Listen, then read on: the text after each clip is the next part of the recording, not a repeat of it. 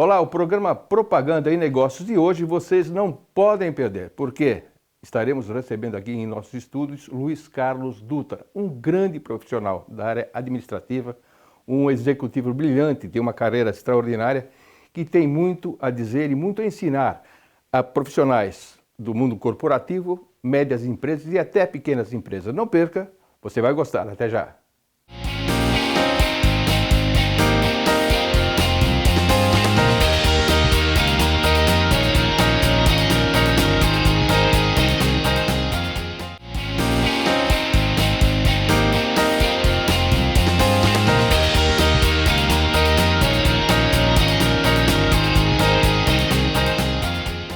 Olá, como eu disse na abertura, estou aqui ao lado de Luiz Carlos Dutra, um craque do mundo corporativo, um craque na administração. Luiz, obrigado por ter vindo, viu, até aqui. É um prazer te rever sempre. Décio, obrigado pelas palavras, né? É um bom amigo, mostra isso. Obrigado pelo convite, prazer meu estar com você. A minha intenção de trazer aqui, Luiz Carlos, é o seguinte, a nossa audiência é feita de muito empresário.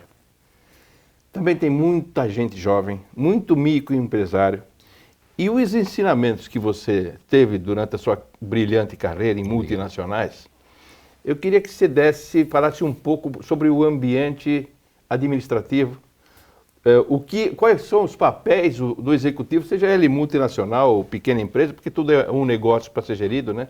E principalmente nessa época de pandemia e de redes sociais. Pandemia não, já passou, tomara, né? De redes sociais que nós estamos vivendo. Você me fala um pouquinho do seu currículo. Eu sei que você trabalhou na Johnson & Johnson, Unilever. Me fala um pouquinho quanto tempo você tem nessa especialidade. Eu acho que eu tenho uma carreira dessa dividida em duas etapas, né? Uma etapa grande de multinacional. Trabalhei 15 anos na Johnson & Johnson. 15 anos, Johnson & Johnson, onde eu comecei minha carreira. Depois trabalhei 3 anos na Dow Química e fiquei 8 anos na Unilever.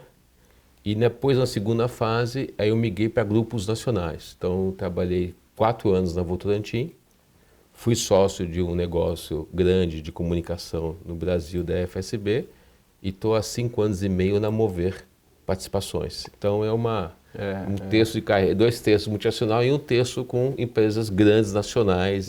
Ou seja, uma experiência fantástica, tem muito ensinamento a passar. Me fala um pouquinho da Mover. O que é Mover? O que você está fazendo? A Mover, na verdade, ela é a antiga Camargo Corrêa. A Camargo Corrêa, que todo mundo conhece, teve uma crise importante da Lava Jato, num dos negócios que foi construção pesada. A família tomou a decisão muito correta de resolver o problema de frente. Naquele momento houve também uma mudança de geração, a terceira geração assumiu a companhia como evolução da governança. Eles cuidaram disso em 2014, 2015. E em 2017 eles me convidaram, inicialmente como membro do comitê de um conselho consultivo, com a ideia de realmente reposicionar o grupo. Não só por causa da crise de reputação, mas por causa de um novo modelo de negócio. Era tradicionalmente um grupo econômico gestor de várias empresas. E eles queriam mudar para um novo formato, como evolução da governança, sendo uma gestora de portfólio, que pressupunha uma revisão estratégica do negócio, da governança, um novo formato nas empresas, com conselhos nas empresas, um novo perfil de executivo. Então fui para lá em 2017, são 5 anos e meio, e atuei não só no âmbito da holding, como no âmbito das empresas. E um dos grandes negócios lá que eu atuo no conselho é a CCR, que eles têm 15%. Né? E quando eu cheguei lá, nessa avaliação que nós fizemos, a percepção inicial do mercado, que sofreu muito das chamadas empreiteiras, né, era mudar o nome. E eu fiz uma análise lá com eles e falei, não, se tem uma coisa que o nome é muito forte em construção pesada pela história, que é Camargo Corrêa. Já que foi feita a lição de casa, vamos manter o nome, já que tem uma nova cara. Ficou Camargo Corrêa Infra. Ou seja, uma bonita atitude que essa nova geração teve, né? Camargo Corrêa teve todos os problemas que todos nós conhecemos na Lava Jato. Talvez tenham sido até obrigados a fazer, não precisava fazer, mas foram obrigados a fazer, ou não faz nada, né? A gente sabe como é que foi o processo, mas fizeram, pecaram, mas deram a mão para matar, vamos resolver o problema. mudar o nome, você brilhantemente... Aí a holding eu mudei para Mover, exatamente. Mantive o nome na consultora e a holding que se chamava Camargo Corrêa S.A., com um novo posicionamento, não por causa da crise, Uma questão, de novo, a questão estratégica e não o escapismo. Manteve onde a marca que tinha que ser e criou-se a marca Mover Participações. E está indo bem, o negócio... Muito bem, é um negócio ligado na área de infraestrutura, então tem desde a área de cimentos, que é Intercement, tem a área de construção pesada, tem a área de incorporação imobiliária alta e baixa renda, tem uma participação relevante na CCR, é um business muito bem estruturado. Nesse exemplo que você deu, é rico para a gente falar um pouquinho de reputação, né? Vamos supor agora para o nosso mundo que a gente vive, qualquer tipo de empresa, grande ou pequena, tal, a reputação é uma coisa importante. Como é que trata disso no dia a dia? Eu acho, Décio, que a reputação está cada dia mais relevante. E um pouco do que você comentou no início, eu acho que os executivos têm que reaprender. Eu estou num processo de reaprendizado constante. Por quê? Porque a questão de reputação você tem dois níveis. Tem um nível de como você é percebido, da porta para fora. E tem um nível, o que você faz da porta para dentro para fazer essa gestão. Tradicionalmente, antes das redes sociais, era muito comum a gente fazer uma gestão a partir da tua perspectiva própria. Falando, eu acho que é isso, vou pesquisar o mercado no teu público-alvo e fazia o processo. Hoje os públicos de relação de uma empresa se expandiram muito além do público-alvo. Formador de opinião, ONGs, questão de ESG, quer dizer, é muito mais abrangente. Então eu acho que hoje a discussão, quando você fala em reputação, ela tem uma conexão anterior, que é a governança de uma empresa, quer dizer, a governança é a estratégia. A partir de você desenha um processo que repercute numa reputação através da marca. É muito mais dinâmico, muito mais complexo, mas muito mais gratificante também. A dificuldade aqui e o desafio é você ter esse processo integrado, onde a marca é a ferramenta. Mas a marca tem que trazer o quê? Uma narrativa, tem que trazer um conteúdo, além dos atributos convencionais que a gente conheceu em marcas, tanto marca corporativa como marca de produto. Isso passa, evidentemente, por comunicação, né, também. Através de propaganda, que não é mais a mesma que a gente já conheceu, relacionamento com a imprensa, essas coisas todas, né? Total. Nessa época de redes sociais, onde as reputações são jogadas no lixo diariamente, a gente vê, tudo aparece lá. Como é que as pessoas têm que tratar?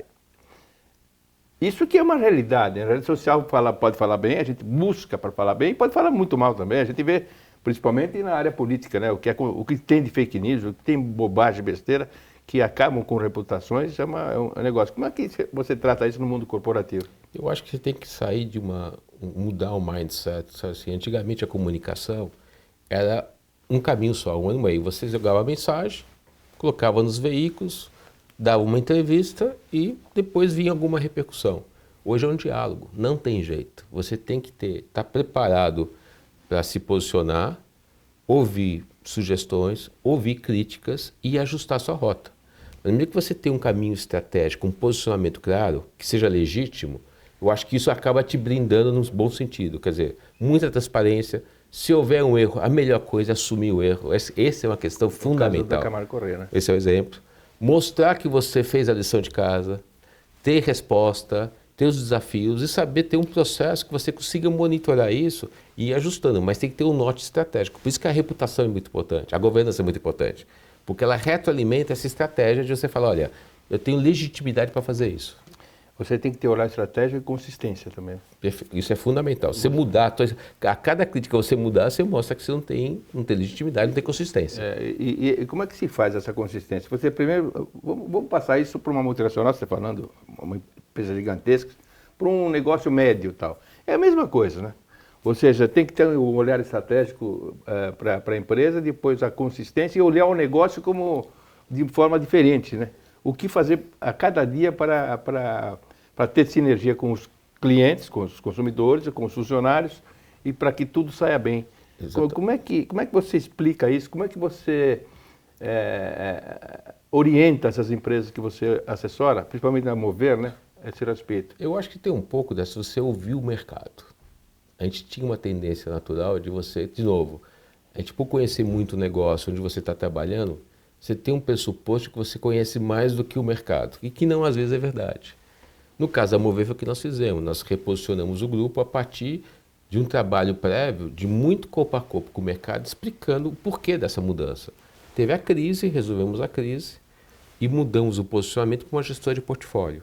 Só lançamos a marca depois de um trabalho muito grande de conversas, de pesquisa, para ter exatamente o tom correto. Um outro exemplo que eu te falo de consumidor. que eu acho que é um exemplo interessante também, o caso da Unilever, quando eu estive lá. Quando eu cheguei na Unilever, em 2004, a companhia era muito conhecida pelas suas marcas. Até 4 anos atrás, era conhecida como Gessilever. Aí eu fui fazer uma pesquisa com o consumidor e vi que a consumidora que gostava de Omo, de Hellmann's, de Kibon ou de Knorr, ela não sabia que por trás dessas marcas tinha a mesma empresa. E quando você falava que era uma empresa só, o grau de confiança aumentava. Aí que surgiu a ideia no Brasil, que foi um país pioneiro nisso, de pegar a marca Unilever, que não se manifestava externamente, e ela trabalhar como um guarda-chuva para as marcas. No momento 1, ela pegou conhecimento através da força das marcas. Mas no momento 2, ela passou a dar endosso para o portfólio com ações corporativas. Questões sociais, sustentabilidade. Então foi um trade-off. Então isso só foi possível fazer porque o que cada um olhava no seu mundo de marketing de produto, naturalmente estava muito bem feito. Essa visão mais corporativa não era parte do contexto, não era comum uma companhia fazer aquilo naquele momento. E foi um pouco de você pegar ouvir o mercado e falar, aqui eu tenho uma oportunidade, e virou uma ferramenta não só de endosso, como uma ferramenta também de ativação comercial, promoção, e virou um case global. Agora, por exemplo, a Unilever, né, que tem, você falou, tem sabão em pó, tem o Kibon. Eu acredito que há algum tempo atrás, não vamos dizer que é a mesma empresa, então vamos falar, acho, né? Vamos fazer sorvete do lado da máquina de sabão, vai misturar tudo. Não tinha uma bobagem que eu estou falando, uma certa receita a respeito disso? Tinha, e eu vi muito isso. Sabe onde eu aprendi? A melhor escola que eu tive isso foi a Johnson & Johnson. Porque a Johnson & Johnson, quando eu tive um tempo trabalhando em Nova York, né, quando eu acabei assumindo algumas coisas e passei um tempo lá fazendo um treinamento especial, a Johnson, quando teve a crise na década de 80 do Tylenol, e fez o primeiro recall de medicamento, que o CEO na época falou assim, todo mundo falou assim, olha, vamos tirar o produto, mas para não mexer na marca. Ele falou, não, a gente ia fazer o recall de Tylenol e vamos assinar que a Johnson & Johnson tem uma responsabilidade, com base no seu credo, nos seus princípios, de cuidar dos seus consumidores. Não só salvou a marca Tylenol, como reforçou o compromisso institucional da Johnson & Johnson. Mas isso veio aqui do Brasil? Foi mundial. Mundial. Foi CEO mundial, década de 80, é um case. Cabeça, né? Não, e ali eu aprendi, aí eu comecei a ver o peso de uma marca corporativa para o teu portfólio. E a Johnson tem medicamento, consumo e produtos hospitalares.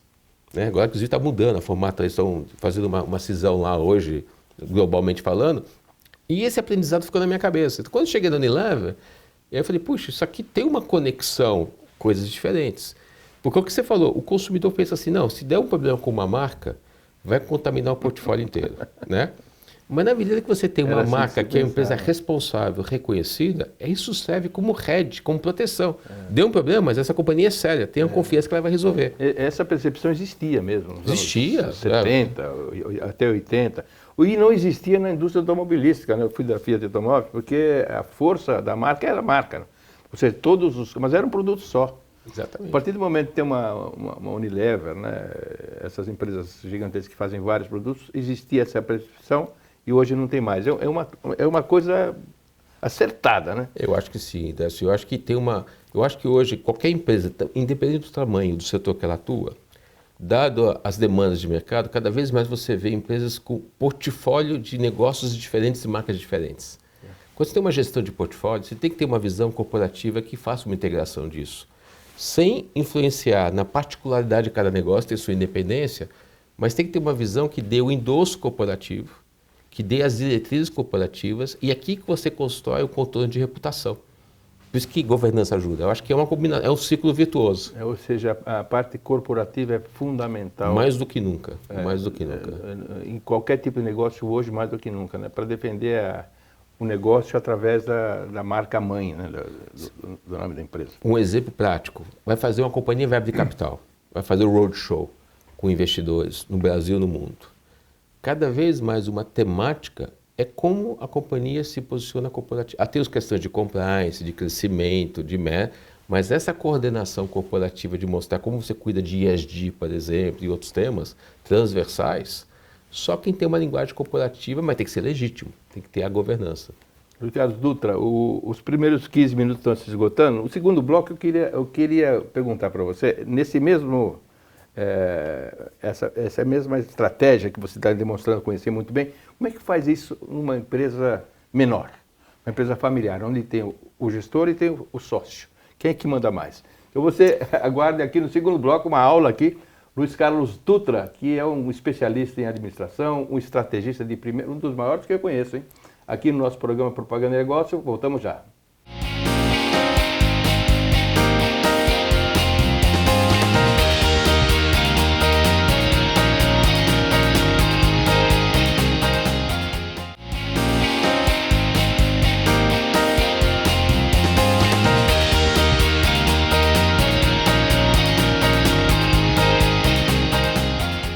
Segundo bloco da ótima entrevista com o Luiz Carlos Dutra, que está dando uma aula aqui de como ser gestor de uma empresa, principalmente para os empresários da região, os grandes, os médios, os pequenos, sempre tem alguma coisa de útil, né? A gente sempre aprende. A gente está falando sobre o gestor e sobre o sócio. A empresa familiar, o sócio geralmente manda, o gestor tem que mandar, às vezes não manda.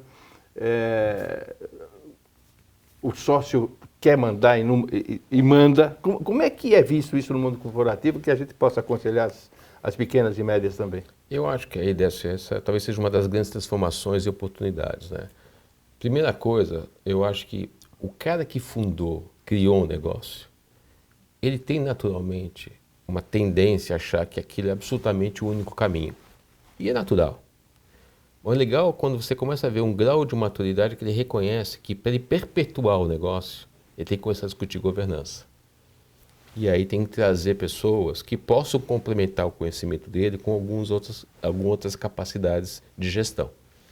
E aí quando tem essa consciência de construir um processo de governança, onde ele sabe que a empresa que ele construiu tem um valor enorme, mas para ele perpetuar isso, seja com sucessor direto ou num outro formato qualquer, ele precisa mudar o patamar, não como crítica do que ele fez, como uma evolução natural de qualquer negócio, isso faz a diferença. Então essa é a primeira parte.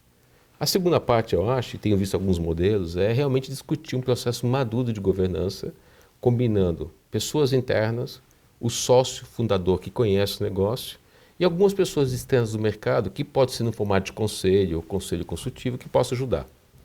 E o terceiro ponto, tão importante quanto, é criar uma relação de confiança entre o dono, o sócio e o executivo. Quando essa relação de confiança ela existe e é uma simbiose, as duas partes ganham. O fundador, porque ele vê que o negócio dele vai ser perpetuado, e aqui não quer dizer que ele está abrindo mão do que ele fez, pelo contrário, cabe ao executivo ter a maturidade de reconhecer ali que ali tem um legado, não chegou naquela história à toa. É verdade. Essa história, então, muitas vezes a culpa também é do executivo. O executivo chega com uma certa arrogância, achar... Quem entende aqui do negócio sou eu. Eu tive algumas escolas, eu trabalhei em algumas empresas globais. Ok, mas você tem que entender aquele negócio e o cara conhece muito mais que você. Então, como é que é essa troca? Qual é esse trade-off? O cara conhece aquele negócio que ele fundou muito mais que você. Cabe a você ter a humildade de entender aquele negócio e ter a capacidade de positivamente influenciar para um novo rumo de crescimento, o desenvolvimento. Quando tem esse equilíbrio, eu acho que e normalmente isso acontece entre a primeira para a segunda geração, começa a acontecer, e naturalmente da segunda para a terceira geração. Que começa a ter um grau de profissionalização. O mapa do mercado é esse, mais ou menos a terceira geração começa a se acertar. Da segunda já tem bastante, eu acho que o fundador normalmente ele independente de ter sucessor ou não, ele investe muito, por exemplo, em filhos para poder tocar o negócio e em executivos. Então ele começa a preparar essa rota. E quando traz alguém, já faz um processo natural. Acho que essa é a beleza. Como é que funciona a governança corporativa para o público externo e para o público interno? Qual é a diferença disso? Como é que faz? O que você tem para me dizer sobre isso? Eu acho que para o público, o melhor termômetro que nós temos nas companhias é o público interno. Quando você tem uma governança que você parte de valores, princípios, estratégia, estrutura e depois processos, meio que o público interno está envolvido, ele entende disso, e você junto com esse público interno, você constrói um posicionamento que vai ser visto no mercado, ele por ser o público que mais conhece o negócio e muitas vezes o maior crítico, ele tem um papel muito importante que ele pode virar o seu embaixador. Então, quando você trabalha uma governança sólida, legítima e traduz num posicionamento externo que vai repercutir em reputação, a chance de sucesso é muito maior, porque você vai ter um time dentro de casa que conhece, que está comprometido, está engajado. Não adianta você criar um posicionamento a partir de uma governança frágil, onde você vai para o mercado contar uma história extraordinária e quem está dentro da companhia fala, isso aqui não é a companhia que eu trabalho. Não é isso que que acontece muito, não? Não é isso aqui que está acontecendo. Então você tem uma quebra de engajamento e você começa a perder pessoas. Quando você faz o processo inverso, que é muito bem feito a lição de casa, as pessoas se veem parte do processo, acreditam que aquilo é legítimo, isso tem uma força extraordinária, não só de embaixadores da sua companhia, você consegue reter as pessoas e, mais importante que isso, você consegue atrair talentos. Porque quando uma pessoa vem de fora, o termômetro que a gente olha, e as redes sociais ajudam isso, você pega o LinkedIn, por exemplo, você vê lá depoimentos das pessoas que trabalham nas empresas, você consegue até mensurar o grau de orgulho de pertencer. Então a pessoa olha e fala, puxa, essa empresa as pessoas estão felizes. Isso faz uma diferença enorme, ainda mais hoje em dia. E depois da pandemia, então, essa discussão de horário híbrido, essa questão toda que é uma questão importante, né? De como o profissional pode ser melhor utilizado, como tem o espaço pessoal dele, dentro das prioridades, isso tem mais relevância ainda. As multinacionais que a gente trabalhou sempre fazem aquelas convenções internas, onde eles passam muito a estratégia do negócio para que todos sintam, fazem parte mesmo do negócio, e tem uma preocupação grande. Mas as empresas, por exemplo, médias, que não têm essa preocupação, deveriam ter, né? Eu acho que isso é parte de um processo que eu acho que tem uma caixinha em governança chamada cultura. As empresas médias, elas constroem uma cultura muito forte do fundador, que é muito importante. Mas essa cultura, quando ela é revisitada, se torna mais contemporânea, onde as pessoas começam a se sentir mais participativas no processo, isso que transforma. Isso acho que é um pouco daquela evolução que a gente falou um pouco antes. O controlador falar assim, o fundador falar, eu construí uma cultura, como é que eu vou perpetuar isso? Porque ninguém é eterno. E a cultura a cultura você pode torná-la uma coisa mais Uma das entrevistas que eu ouvi você falar é ter sinergia, né? Sinergia, pragmatismo e execução. Me fala um pouquinho sobre isso. Sinergia, acho que você já falou um pouquinho sobre a sinergia com todo o time, na mesma linha dos executivos, né? O pragmatismo do gestor é importante também para... cada vez mais. Eu acho que você tem que gastar um tempo extraordinário na estratégia, na discussão, mas tanto quanto o tempo que você gastou lá, você tem que ter energia em executar. Não pode ficar no PowerPoint. É a brincadeira que a gente fala, sai do PowerPoint e vai para o Excel, né? Tem uma expressão que meio que eu uso às vezes, que é o P2P, from the purpose to P&L, do propósito para o resultado. Essas coisas só se legitimam quando você tem esse ciclo virtuoso. A ideia, o conceito, a estratégia, mas tem uma execução pragmática e tem uma mensuração de resultado. Como é que você... Aí você amarra com metas, com tudo isso, quer dizer... E medir sempre, né, desse que é o desafio que a gente tem, do equilíbrio entre o curto e o longo prazo. O fechamento do trimestre é importante, o fechamento do ano é importante, o bônus de curto prazo é importante, mas o que constrói o futuro é o longo prazo. Como é que você também estimula o executivo a pensar no longo prazo para alinhar, e sim, com a mesma visão que o acionista hoje, o controlador, a visão dele que quer perpetuar a longo prazo. Tanto que tem uma discussão muito grande nos Estados Unidos, você conhece muito bem isso, entre as corporations puras, as empresas que não têm nenhum controlador, e as corporations, ou empresas que têm acionistas de referência. Cada vez mais a figura do acionista de referência se tornou mais relevante, porque ele garante o longo prazo. Então tem que ter esse alinhamento com o executivo. Acho que isso esse olhar de longo prazo é fundamental, né? Mas em virtude da pandemia, quando veio, é tudo a curto prazo, né? O que eu faço agora? Ou seja, nem a longo prazo era, a gente não sabe, a maioria não sabia o que fazer. Mas é fundamental ter sinergia com o presidente, né? Ele passar isso, ou o gestor, para toda a diretoria e todos os funcionários, para ter uma estratégia a longo prazo e cumpri-las, né? Ou seja, gol a cada trimestre, seria isso? Eu acho que você desenha uma estratégia, normalmente desenha hoje uma estratégia de 5 anos. Mas a beleza dela é você fazer pelo menos uma vez por ano, que eu chamo de pit stop. Falar assim, olha, vamos revisitar, está tudo ok, o que está indo bem, e não mudar a estratégia, ir ajustando. Você torna, então, as pessoas começam a ter mais concretude, que aquilo é possível ser executado. E algumas coisas, ainda mais no mundo que a gente vive hoje, surgiu uma pandemia. Não tem matriz de risco negócio que pudesse imaginar que ia ter uma pandemia. Então você tem que ter uma gestão de contingência e uma gestão de crise. Mas isso não é desculpa você abandonar o teu norte. E olhar o teu norte também não é desculpa você ignorar o problema pontual. Então, como é que você equilibra isso? Com uma estratégia, mas com um processo muito sólido que você vai revalidando essa estratégia de maneira sistemática. Não, você citou a pandemia, né? Porque é uma surpresa global, né? Tudo isso funcionou na pandemia? Quem estava mais estruturado se saiu melhor? Ah, não tenho dúvida, não tenho dúvida. Porque você tem aquela questão, né, que eu brinco, né, da governança endógeno e a reputação exógeno, né? Você tem um processo muito forte dentro, uma crise como essa, que ninguém podia controlar, a capacidade de resposta é muito mais rápida. Mesmo que você não tenha certeza de qual é o rumo, que você vai tomar naquele curto prazo. Porque você tem, às vezes, as empresas não estruturadas, uma crise dessa, elas ficam de maneira quase que imobilizadas. Quando você tem um trabalho já integrado, de visão de longo prazo, de processos, você põe energia em quê? Na solução. Então você sai dessa fase de inércia para ação. Isso faz uma diferença. E isso você consegue ver as empresas que conseguiram reagir rapidamente e aquelas que não conseguiram. Me dá alguns exemplos daquelas que reagiram rapidamente. Eu acho que você tem um exemplo extraordinário que foram as empresas. Você vê a área de e-commerce. Eu acho que é o maior exemplo que. Eu acho que a área de e-commerce, com a pandemia, já que aconteceu essa tragédia, que é uma tragédia, deve ter tido, do ponto de vista tecnológico, do ponto de vista de processo, uma antecipação de no mínimo 10 anos do que eles deveriam investir naquele momento.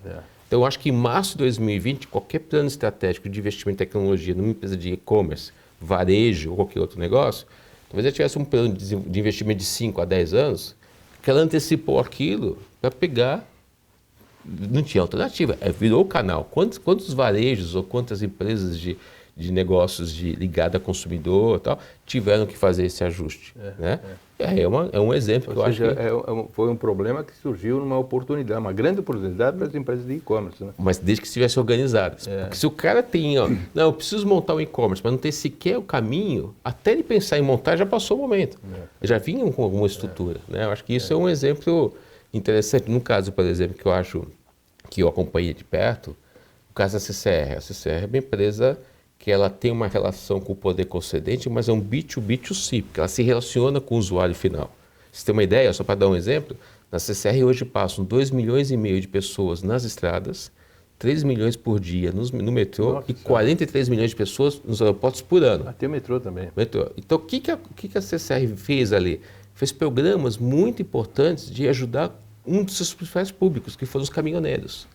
Projetos de saúde, de ajudar na orientação, de dar um suporte maior para eles, porque o caminhoneiro, na crise, quem movimentou o mercado brasileiro?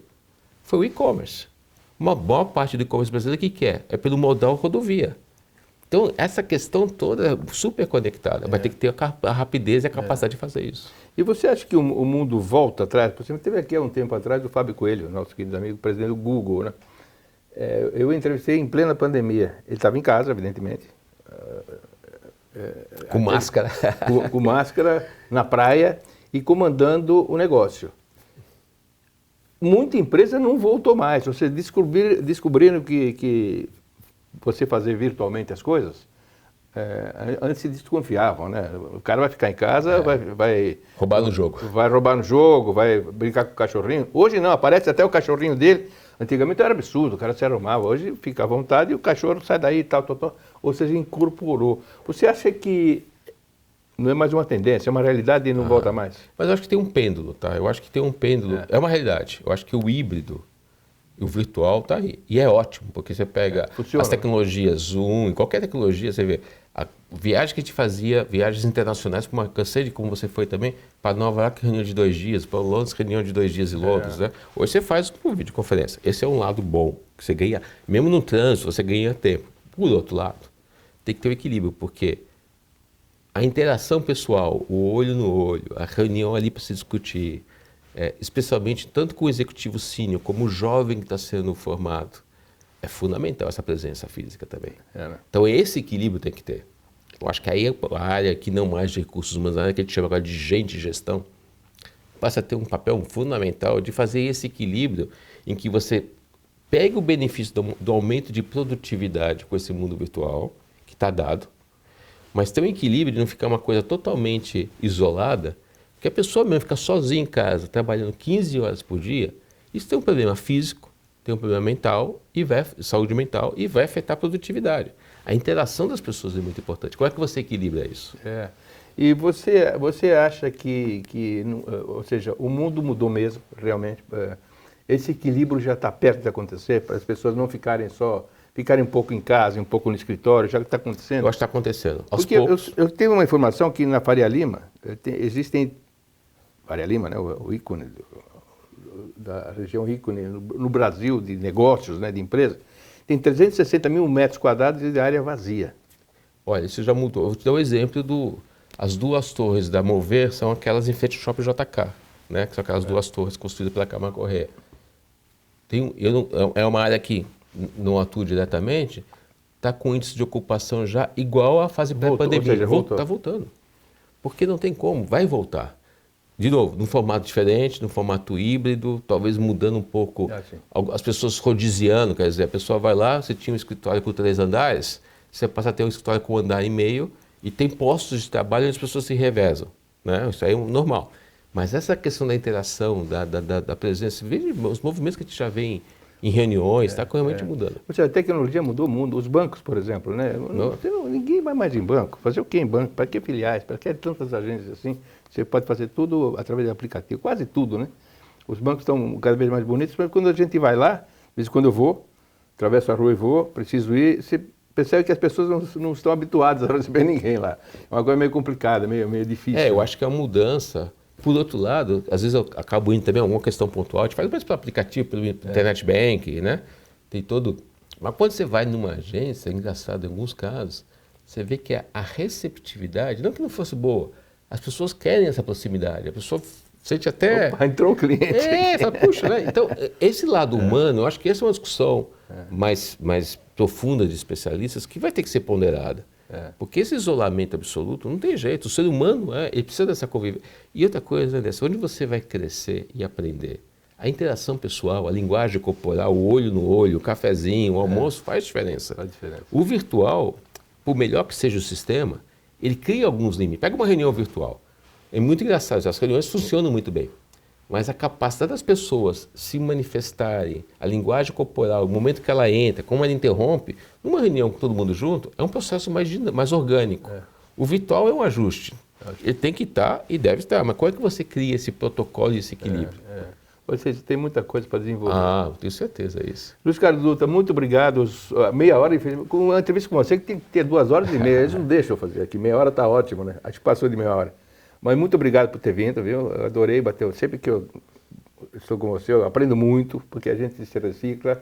E é uma grande entrevista para os empresários da região. Também seguirem alguns exemplos que você deu, que às vezes você como consultor hoje, né, de empresas importantes, conselheiro de várias empresas, tem aconselhado a sempre partir para um caminho lógico, razoável e de muito lucro, né? Muita satisfação de funcionário interno, o público externo também, e muito útil. Obrigado por ter vindo. Obrigado pelo convite. Prazer estar com você. Muito obrigado. Prazer estar com você. Obrigado. Prazer é meu.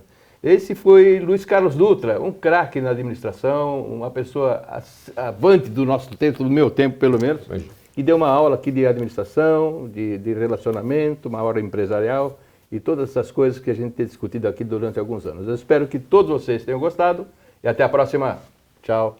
Obrigado.